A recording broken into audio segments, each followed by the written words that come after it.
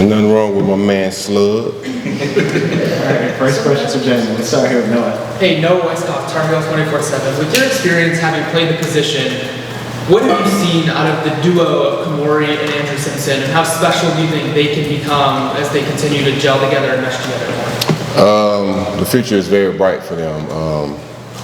I think, as soon as Drew got here, they hit it off, pretty quick. They communicate a lot. They communicate good together. They play well together. It's still early. We still got a lot of time. But, those guys, they definitely holding us down on the defense. They taking control. They doing everything that we asked them to do. So I'm grateful and proud, that, those guys, I have those guys to coach because I'm not going to say they're easy, but they do listen and they do what we tell them to do. In terms of the communication, can you tell the two of them were at the same high school for a year together back in California? Well, I just clump them California kids all in the same, category. West Coast is West Coast, South is South to me. Let's go to Michael. Coach, WCHL. What's up, Mike? Looking ahead to Richmond this week, the quarterback, Wickersham, is listed at 6'4", 260 on their depth chart. Coach Belichick compared him to Ben Roethlisberger. I know you got a lot of experience playing against him. How do you go about training and drilling the players to go up against someone like that that's pretty unique size at the quarterback position and is a skilled runner as well? Well, we drill it every day. We let them know that, this is a tough football team. They play tough. All they do is run the ball. They want to establish dominance, and you just drill it in them every day. You got to remind them every day of the situation, and that's, him being a big quarterback, something we ain't seen. I ain't never seen no 260 quarterback. Big Ben was big, but I don't know if he was 260. But yeah, you just drill it in them every day. I drill it in them every day and let them know, what we up against. Because once again, it's, you gotta have the right type of mindset when you playing teams like this. So just making sure that I drill it every day and let them know that they coming in here trying to run the ball. There's a lot of that, a lot of what you're teaching you guys come from what Coach Belichick taught you guys when you were going up against the Steelers? Yeah. I was blessed to, play for Coach and now coach alongside him. So some of the same messages and also got some different ones, on my own, but yes, some of the same similarities there. Brian? Yeah, Brian Murphy with WRL. What's up, Brian? Outside of maybe Lombardi, you've probably got the most experience with Coach Belichick here. How is he different in 2025 as a college coach than he was, as a pro coach when he was coaching you? I ain't gonna say the only difference is college and NFL. I mean, he's still Bill, and that's what you're gonna get with him, consistency. And that's what I appreciate the most is about just being consistent. As long as somebody's consistent, then you can't judge him, you can't say anything about him. He's gonna give you his best every day, all day, and he's always gonna be the same dude. So to me, the difference, like I said, it's just really college and NFL. You just the rules and stuff like that. But he's still the same dude. He's still the same guy. He's gonna give you all he got, and he's gonna expect you to give him all you got. You know what I'm saying? So. Does he still have the same energy at 73 that he had? Yeah, he still got the same energy. He still can go. He still can go. He still got a little bit in him. Jeremiah? Yeah, Jeremiah Holloway with Inside Carolina. What's up, Jeremiah? Yes, sir. Jim, I wanted to ask you about the consideration for you when Belichick reached out about joining this UNC staff. Like how much thought did you give it? And just what were the considerations for you in joining the college? I thought about it for like 2 seconds, but it was a no-brainer. Because he is the greatest coach. You know what I'm saying, and it would have been ignorant for me to not accept it. You know what I'm saying? So yeah, it was very easy. It was very quick. Chopped it up with the wife. Like I said, it was real quick. But it was it was an opportunity that I just had to take. You know what I'm saying? We talked about you talked about obviously the lessons you've learned from him over the years and things like that. What have you learned specifically about just coaching in general since you've taken on this role? Like what has coaching kind of taught you? Actually, it's more detailed. Because when I was playing, I let like a lot of skills, take over. So I didn't need every single detail when I was playing. But when you coaching, you have to slow it down. You have to break it down. And on this level, some of the guys they don't understand certain things. So coaching and playing is very different. And now I'm getting better at the details, breaking down every single thing, and like I said, that's something that I done tapped into now with coaching versus playing. Shelby? Shelby with the News Observer. How you doing, Shelby? Good, thank you. I'm curious just with, sorry, there's like a caterpillar or something. Anyway, Nice. yeah. Obviously, Belichick has said earlier this month when talking to us that it takes him about like a third of the way through the season, or at least it did in the NFL, for him to figure out, okay, this is kind of the identity of this group we have here. How far along are you specifically for your position group in kind of finding that identity, and how long do you think it will take for you? We try to establish it early. I try to establish it early. I want to make it known because the sooner we get to playing together and buying together, the better we'll be, and the easier it'll be. So, I just, like I said, I hit on it every day. I tap in, I check in with the guys mentally every day.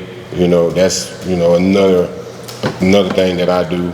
Being a linebacker coach is I check in with the players every day. I make sure they're good. I make sure we good, and I make sure they ready to go. Because I always say, every day, I be like, your brother needs you. Your brother need to call. Your brother need the right alignment. Your brother need to know the personnel. Like I do that stuff every day to let them know. You know what I'm saying? So we can play together, we work together, we grind together, we bleed together, we sweat together. So I try to stay on there every day. Yeah, and a quick follow-up, if I may, and I appreciate the description there of the identity. I'm curious, like in terms of kind of rotations roles, like how solidified you feel with that currently in your position group? The roles? Yeah. The roles is the roles. So the two guys, House and Simpson, they get a chunk of the reps, but we all roll. We roll because I want to see everybody play. I want everybody to have an opportunity. I want everybody to have a chance. And that's how you weave out if somebody can play or cannot play. So there's not, I don't do like one group, just one group. Like I want to see all the guys in there. You know what I mean? We all, got an opportunity. We all need to take advantage of the opportunity that we get, and we can all showcase what we got when we get in there. So the rotation is the rotation. We rotate all the guys because once again, we need all the looks from everybody. Appreciate it. Thank you. Hey, Noah, I was just curious, at what point did you realize that you wanted to get into coaching? Was it when Belichick called you, or did you know from when you were playing that this is something you wanted to do? No, it crossed my mind, like, I would say, my last year in the league, because I was, it was sort of kind of like a player's coach anyway, and I've always just coached up some of the guys, gave them some nuggets here and there, and when I had the opportunity, like I said, since it had already crossed my mind, it was a no-brainer. You know what I mean? How many times would you say you've seen Belichick smile throughout your playing career? Shit. Can you count on one hand? Is it one hand, two hands? I've seen him smile a few times. The fact that you were counting Let's go to Brian. To Shelby's question, I wondered if you mentioned Simpson and House, but if there's another guy or another two guys that you think's really making progress that could see the field a little bit more position. Yeah, Makai and John and Tamir, those three guys, they all got, opportunities. Everybody get a chance to play, because like I said, we need to see the competition. We need to see if we can handle it. We can see if we can, work with it. But we got a group of guys. We got some good talent in there. And like I said, I want everybody to get a chance. Adam? Jamie, Adam Smith. What's up, Adam? Good to talk to you. You're saying that toward the end of your playing career, you had thought about coaching. I mean, you won a Super Bowl, you're all pro, Pro Bowler. I mean, what was it about coaching that you want to get into? You could be living the life playing golf and, doing whatever right now rather than grinding, watching film, you know, like what was it about the job that made you want to, you know, make the jump and not just cruise on into the sunset? Well, I did that for a year. Okay. I played golf. I just started for a year, and it was hard. It's still hard, and I was getting fat on the couch, and the wife, you know, kicked me out, told me to go do something. But yeah, like it was good. It was good living. It was soft living. But football is my life, man. Like that was, you know, the experience I got, all the knowledge and stuff I picked up. You know, it's only right to give it back. You know what I'm saying? It's only right to let it back out, you know, and share my experiences and my trials and tribulations with the game to somebody else. And what better group would it be than, you know, a bright, up-and-coming, you know, group of talents here at UNC. You know what I'm saying? Like, so it was just like, why not? You know, I got a lot to give, so let me go out here and give it a shot, you know? I hear you on that. Just to follow up real quick, was there anybody that you played under, a position coach, a D coordinator, a head coach, that you thought maybe you'd like to pattern your style after? Is there anybody that you looked up to that way in terms of the way you want to coach? Yeah, I do that now. Obviously with Bill, and then the guy that left me back in college to come here, Larry Fedora. I had some good head coaches in my life, but yeah, Fedora, he was super energetic, always happy, kept us, you know what I'm saying, having a good time, and I liked that, you know, because it always took away from the toughness and the hard times, you know, in football. And then Bill, you know, just the ultimate brains, you know what I'm saying, the details, every single detail, and all the special situations and stuff like that. So I definitely try to mimic and pick up on some stuff like that from a lot of guys, you know,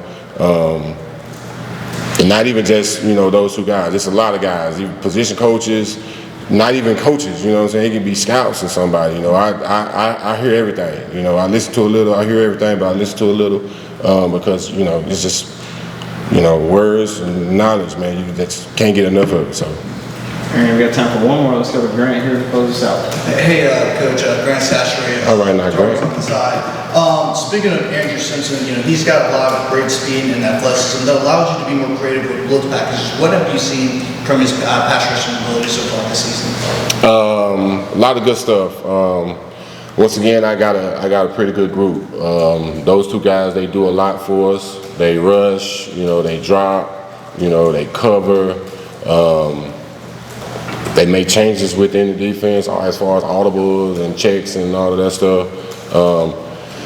Yeah, like they just, you know, they do a good job. He do a good job. You know, he's taking advantage of his situation, you know, which is what we all want, which is definitely what I want from them, you know, is the opportunity and take advantage of the opportunity and make the best of it. And with him, you know, being, you know, the old head in the room, you know, I give him a hard time. Like, it's his time, you know what I mean? Like, it's time to get going. And once again, he listens, he takes it serious, and he shows it. Perfect. Good stuff. Thanks so much, Andy. Yeah, appreciate it. Good talking to you. All right, have a good one.